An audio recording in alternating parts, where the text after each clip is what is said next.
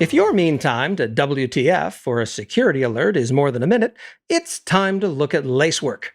Lacework will help you get your security act together for everything from compliant service configurations to container app relationships, all without the need for PhDs in AWS to write the rules. If you're building a secure business on AWS with compliance requirements, you don't really have time to choose between antivirus or firewall companies to help you secure your stack. That's why Lacework is built from the ground up for the cloud. Low effort, high visibility, and detection. To learn more, visit lacework.com.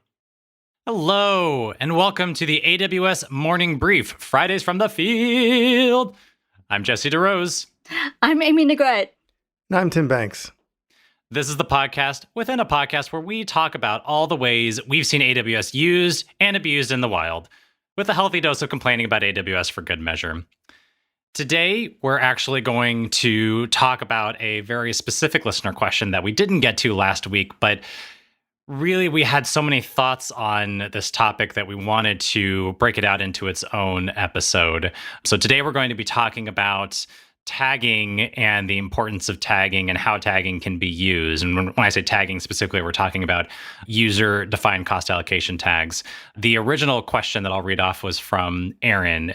Aaron asks, is tagging over-recommended as a cost reporting mechanism? I recently took on managing my company's AWS bill, and when talking to AWS and reading third-party blog posts about cost management, a solid tagging strategy is often extolled as step zero for understanding AWS costs. Based on what I know about AWS so far, this approach seems like it may work for some aspects of cost management, but does not seem to be a sound strategy for more formal cost reporting, like budgeting or calculating total spend for a given product or cost center. To me, these activities require complete or near complete accuracy that tags just don't seem to be able to provide, since there are some costs like data transfer that aren't tagged, and the fact that tags are not retroactive, that's a big one that I can say is super frustrating for me. Is there something I'm missing here? Is there, in fact, a way to use these tags to ensure that 100% of an AWS account's costs are, in fact, attributed back to a specific cost center accurately? It seems drastically simpler to embrace a multi-account strategy where each account is simply billed to whatever cost center makes sense to the organization. So Amy and Tim, again, the main question here is tagging over-recommended as a cost reporting mechanism? The simple answer is no, it is not over-recommended. And the question makes a lot of good points around some of the heartaches and some of the problems that come with tagging, specifically about tags not being retroactive. But, if you're going to make changes to reflect changes in the past, I don't really have a good answer for that, if we're being honest, right? But if we're talking about going forward, tracking costs from this point forward, tagging is going to be a much more concise solution than using multi-account strategy. That said, there are a lot of reasons you should use multi-account strategy and tagging together. Like multi-account strategy and tagging strategy should definitely be an and situation, not an or situation. It's like pizza or steak, no, it's both, right? Pizza and steak. and I feel like, because there are a number of non-cost reasons to use multiple accounts, especially in AWS, the biggest concern of which are service limits, right? Service limits, as you know, are done by account by region, right? So if I have a service limit of S3 buckets that I can create, right? I think that the hard limit's like 1,000, right? Once I need that 1,000th and one S3 bucket, I have to create another account. That account can still be production, right? It can still be for all the same things that I've used for anything else, but I have to have another account so I can spin up S3 buckets. So how do I track those? What those buckets are for, what those costs are going to be? I'm going to track those with tags, right? And I'm going to track those with tags from the payer account or from up in the organization. So as you set up multiple accounts, you can have, even if they're all production, they still need to be tagged. Even if they're all dev, they still need to be tagged. If you're using like the account vending machine style stuff from Control Tower, where you spin up a sandbox account, you run some stuff and then you throw it away, tagging is going to be the best way to track those costs, not just the fact that this account is named a certain thing. Names are arbitrary. They don't really reflect necessarily what they're going to be for. Accounts can come and go. So I don't necessarily like the uses of name. Plus, sometimes it's hard to do that if you're doing like folks with various countries and things like that, various languages, different things can infer different meanings. Tags also still probably used in language problems, but they are arbitrary values. You're going to try and lump these all together. That's all that matters. So I definitely think that if you're using tagging is going to let you be more concise with your costs. It's going to let you apply costs across different accounts more readily. It's going to let you apply costs across different cloud providers, especially if you use one of the CMP tools like Cloud Health or Cloud Check or something like that, and you run production workloads from a single cost center across multiple clouds. You're going to want to tag those in those tools so that way you can keep a consistent track and more concise track of costs versus just using account names. Account names, after a while, is going to just become unmanageable when it comes to tracking costs. I totally agree. And one of the big things that I harp on, especially on this podcast, is that if you're worried that it's not going to be as explicit as other billing methods, you will still at least have that data. You will still know per resource, if it's properly tagged, who it's supposed to be charged to and who owns it. You would make that decision on an architectural level. You should also make it for your bill, just to make sure that if you ever need that information in the future, you can go get it. You're not going to get it since they don't happen retroactively, then you may as well do it as early as possible.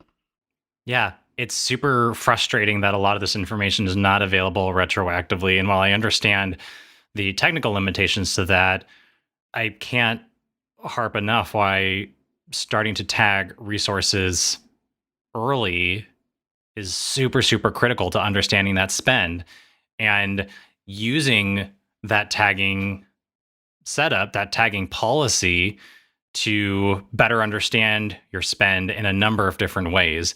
But again, I also want to call out that, like I've been saying everything about tagging related to spend, there are other ways that tags can be beneficial to your organization. I've seen organizations where security needs to know, are all of the containers that we're running patched to a certain level? Are all of the AMIs that we're running patched to a certain level?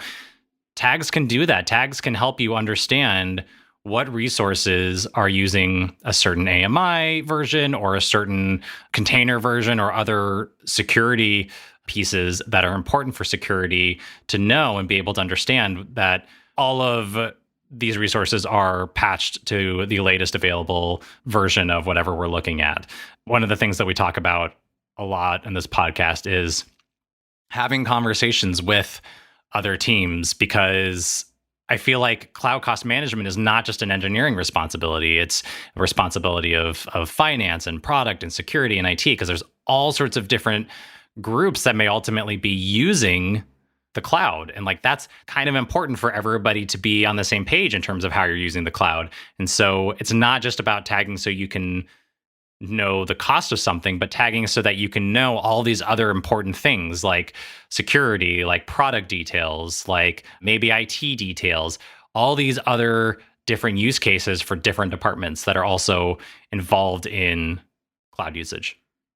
This episode is sponsored in part by our friends at Chaos Search. You could run Elasticsearch or Elastic Cloud or OpenSearch, as they're calling it now, or a self-hosted Elk stack. But why? Chaos Search gives you the same API you've come to know and tolerate, along with unlimited data retention and no data movement. Just throw your data into S3 and proceed from there as you would expect.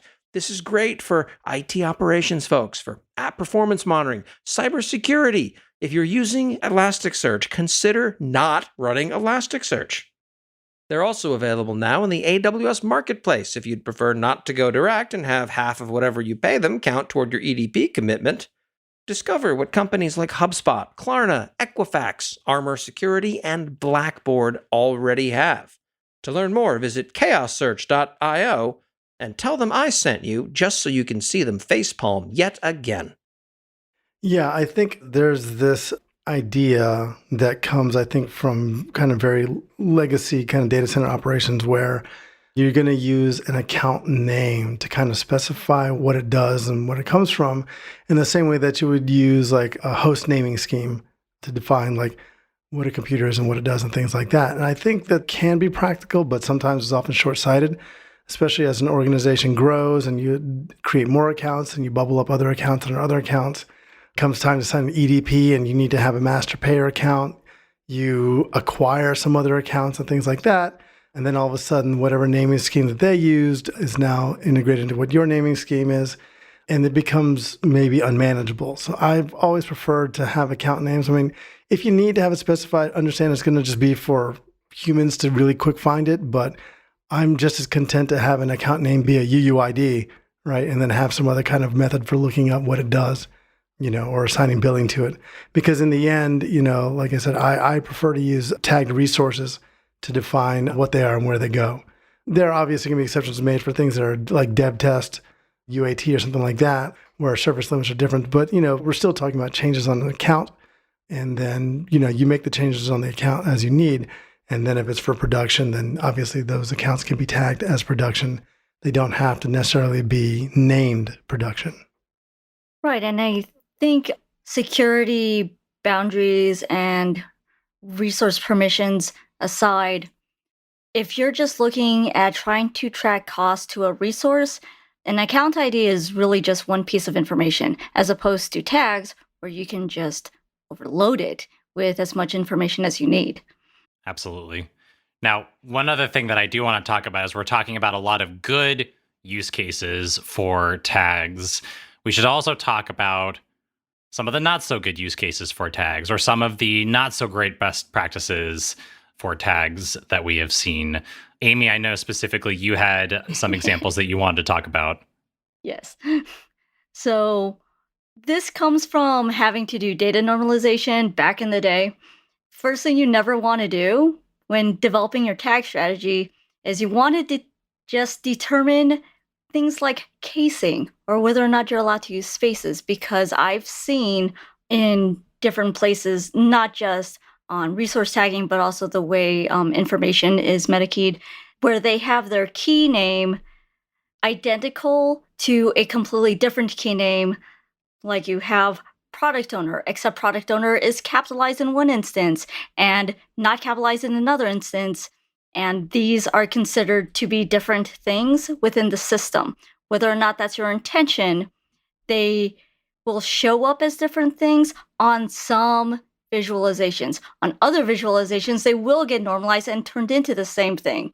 So it really depends on what it is that you want your reports to look like and what you want these resources to be able to tell you.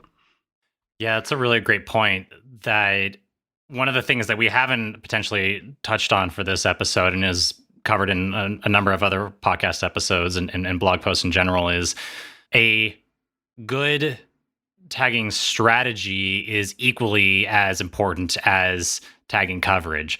Knowing that the tags should all be uppercase or all lowercase or use these types of characters and not those types of characters is equally as important as making sure that those tags are applied accurately across all of your resources. So as you are talking about tagging, as you are thinking about tagging, even in the multi-account situation, it is important to think about what are the best practices, what are the standards that you want for your tagging. And again, this may not be a conversation that you have in a silo by yourself. This may be a conversation that you have with a number of other teams, because there may be a number of other teams that need certain information from tags and need to use certain letters or special characters. And you need to incorporate all of that. You need to include all of that in the tagging policy that you create. I think it's also important to note too that with most analytics tools, even if it's just Cost Explorer within the AWS console, you can still aggregate those tags together, especially if you're doing costs. You can absolutely aggregate multiple cases and things like that. Cloud Health, I know you can select multiples or anything that matches a pattern regardless of case and do it that way. So it is possible to work around those mistakes. It's not a oh, we didn't have our tagging schema set up correctly, so throw your hands up and give up. It's just something else you have to consider, and hopefully you can normalize going forward. Yeah, absolutely. And really the other thing is to make sure that the tags that you choose make sense for what you're doing. So if you are tagging the environment and that is the only tag that you put on a resource, then just know that when you start pulling things up in Cost Explorer, your cost and usage report, that's the only thing you're going to see. So you're only going to see things split up between your production account and your dev account. You're not going to be able to see what service is actually costing you more money, or what storage as associated to a team has suddenly decided to grow beyond the usual predictive usage patterns. Yeah, we have some recommendations we can make if you are just getting started on your tagging journey, and I will make sure that that information is shared in the show notes. But ultimately, again, it becomes a strategy conversation. It becomes a question of, what are you trying to accomplish? What are the goals that you are trying to accomplish? What is the information that you want out of tagging? Because that's ultimately going to drive what you tag and why you tag. All right, that'll do it for us this week, folks. If you've got questions you'd like us to answer, please go to lastweekinaws.com/QA, fill out the form, and we'd be happy to answer your question on a future episode. If you've enjoyed this podcast, please go to lastweekinaws.com/review and give it a 5-star review on your podcast platform of choice. Whereas if you hated this podcast, please go to lastweekinaws.com/review, give it a 5-star rating on your podcast platform of choice, and tell us, what are the most important things that you focus on in your tagging strategies? What are the things that you tag for your company?